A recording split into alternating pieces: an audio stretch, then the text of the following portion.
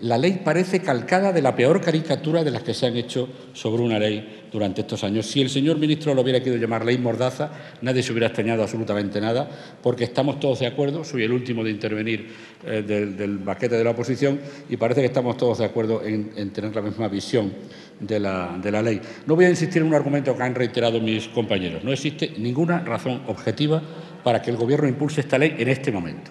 No voy a citar el CIS, ha sido abundantemente citado. No hay una demanda ciudadana que requiera este tipo de ley. No hay lagunas en nuestra legislación que permitan que algunas de las prácticas que se definen como sanciones se escapen, porque entran perfectamente en tipos existentes en el Código Penal y, por tanto, lo que corresponde es preguntarse por qué y por qué ahora. ¿Por qué se reacciona ahora sí? Porque esta es una ley reactiva, esta no es una ley preventiva.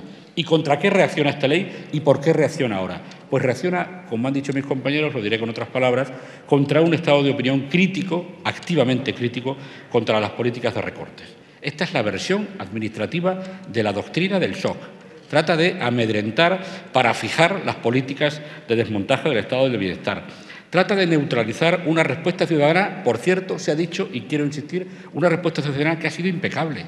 En un país en el que la clase media y la clase trabajadora ha sufrido, está sufriendo lo que está sufriendo, debemos felicitarnos del altísimo grado de civismo de la respuesta que han tenido las políticas del Gobierno y del tono de la protesta que ha recorrido esta sociedad. Por tanto, no se ponga el foco, señor ministro, en esa ridícula minoría de violentos, ridícula en los dos sentidos, en el número y en su actitud, porque esa es otra forma de deslegitimar las protestas. Pero no cuela, porque sabe todo el mundo que las protestas en España han sido absolutamente pacíficas en su totalidad, y solo en algunas manifestaciones, después de la manifestación, es cuando se han producido incidentes, y además en muy pocas, como decía mi colega Sisto. Por tanto, esta ley es un complemento lógico de las políticas de desmontaje del Estado social de las que está haciendo bandera el Partido Popular en esta legislatura. Es un par que funciona muy engrasadamente. Hay un recorte, hay una protesta, hay una neutralización de la protesta mediante las sanciones, hay nuevos recortes, hay una protesta más debilitada, porque hay un temor lógico de la gente a que le pongan una multa disparatada, y así se va intentando desactivar la reacción ciudadana. Por lo tanto, es la doctrina del shock en su faceta administrativa. Y las pruebas son fáciles de entender, señor ministro, porque son estadísticas oficiales. La señora Cifuentes multiplicó por 9 las multas en materia de manifestaciones, reunión y manifestación entre el año 2011 y 2012, en la entrada del Gobierno del Partido Popular. El resto de los delegados del Gobierno, hombre, los otros delegados del Gobierno no tenían que hacer campaña de promoción personal como la señora Cifuentes, y solo multiplicaron el número de sanciones por 5. Y fíjense que esto lo hicieron no con esta ley, con las leyes anteriores. De tal manera que ¿puede alguien imaginar lo que podría hacer el PP teniendo este misil tierra a tierra en las manos de un Gobierno con la concepción que tiene el Gobierno del Partido Popular de las protestas? Por tanto, yo entiendo que esta máquina de masacrar pancarteros en la que se ha convertido la ley no les guste, porque tienen ustedes una concepción realmente extraña de lo que es la protesta ciudadana. Y a mí me gustaría decirle una cosa, señor ministro, para que se entienda la posición del Partido Popular. Cuando un ciudadano se levanta temprano en su casa, con los niños, con su familia, cuando se pone una camiseta verde o una camiseta blanca o ninguna camiseta, cuando dobla una pancarta y se monta en un autobús en Puerto Llano o sale en el metro de Vallecas a venir a protestar al centro de Madrid, todo el Estado tiene que ponerse al servicio de su derecho a gritar, nos guste o no nos guste lo que grita ese ciudadano. Todos los resortes del Estado, los de tráfico, los de sanidad, los de policía, no en su contra, al servicio de esa persona que viene a gritar al centro de Madrid cosas que a lo mejor ni compartimos ni nos gustan.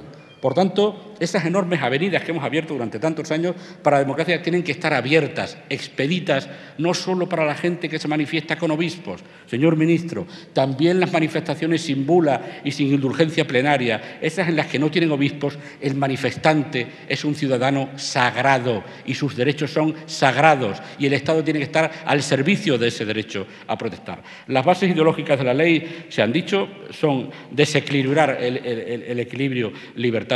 Ustedes dan un manotazo a la balanza se adscriben a algo parecido, no quiero enfadar al profesor Olavarría, a algo parecido al concepto viejo de orden público, una especie de autorización genérica para terminar con las protestas, y crean elementos extraños como esa idea de la tranquilidad ciudadana. Oiga, el elemento preponderante aquí es el derecho. No es la seguridad, ni mucho menos ese concepto extraño de la tranquilidad ciudadana. El elemento preponderante es el derecho y al servicio de esos derechos debe estar la seguridad como un elemento puramente instrumental. El centro es el derecho fundamental a manifestarse o a reunirse. El centro no es la seguridad, sino que es un instrumento. Y, por tanto, la ideología que subyace en su ley es la del ciudadano obediente y sin protesta, un ciudadano que tiene la impresión de estar rodeado de una sociedad anárquica que le agrede absolutamente en cada circunstancia que hace. Y por eso se ha dicho, y se ha dicho también con el Código Penal, cada ambigüedad, cada generalidad, cada mala relación en la ley, al final es una puerta abierta a la arbitrariedad. ¿Usted cree, por poner un ejemplo, que es igual que juzgue cuando se ha producido una falta de consideración con un policía el delegado del Gobierno o un juez?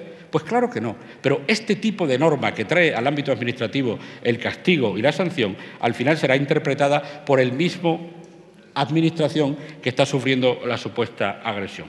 Esa ideología conservadora, temerosa, que ve como una especie de sociedad anárquica a su alrededor, se traduce en un sistema sancionador, se ha dicho, no voy a insistir mucho, se ha insistido mucho, un sistema sancionador que tiene un eje esencial, quitar de en medio a los jueces.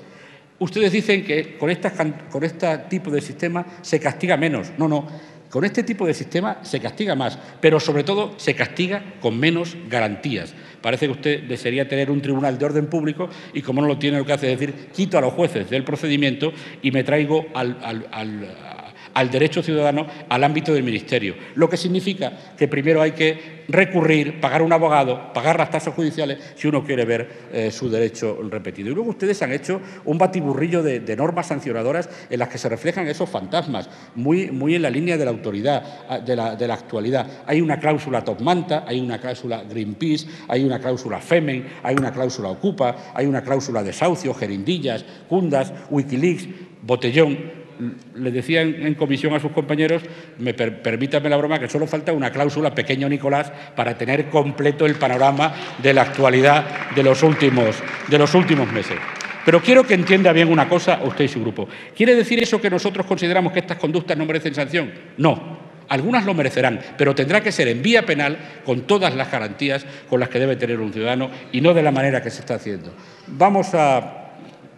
Hay un tema que solo voy a decir, hay una cierta hiperprotección de las fuerzas de seguridad.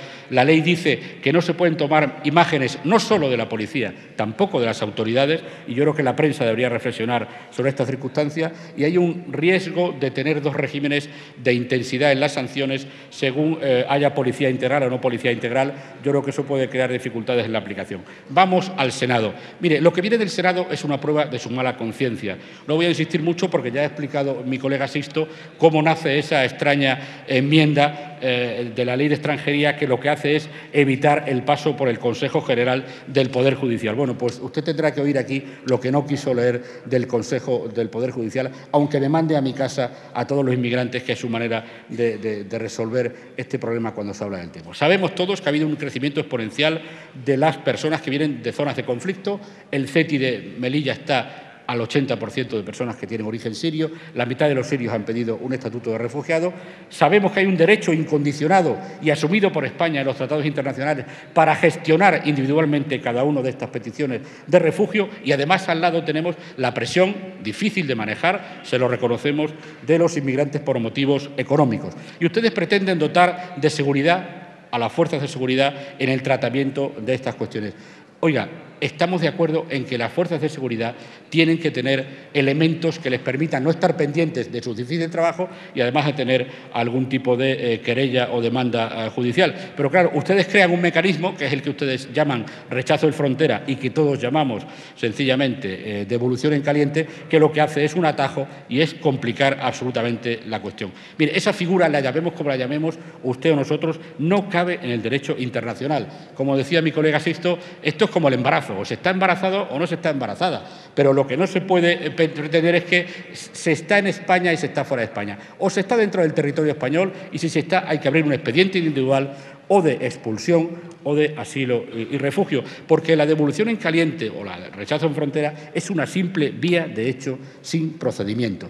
Por lo cual dejamos a las fuerzas de seguridad, y es una de las cuestiones que más nos preocupa del Senado, las dejamos, termino, señora presidenta, las dejamos al pie de los caballos a las fuerzas de seguridad con la redacción que se le ha dado. Mire, esta ley entrará en vigor el 1 de julio, termino, presidenta, pero ya se lo anuncio, lo han dicho otros compañeros, será otra más de esas leyes que se ponen a la cola para su más inmediata derogación, porque la oposición está decidida a actuar en defensa de esa persona que se levanta temprano en Ciudad Rodrigo, que se pone una camiseta verde o blanca y que viene a Madrid a sentirse sencillamente ciudadano y no súbdito.